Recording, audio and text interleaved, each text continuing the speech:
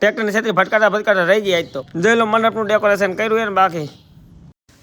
આજ તો ટ્રેક્ટર નીકળી જવાનું હરિહર બાપુને પારણે હતો. આપણે વાસણ ભરવા જવાનું સૂચવો તો આમાં જો આ ભાઈ કે કરી નાખો લાઈક. અહીંયાથી ટ્રેક્ટર લઈને નીકળી જાય ટેમ્પ કરી નાખો ચાલુ ફૂલે ફૂલ.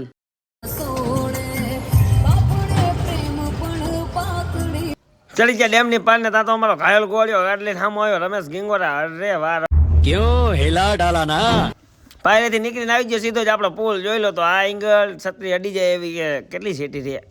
હા માન નીકળ્યું. અરે નીકળી ગયું.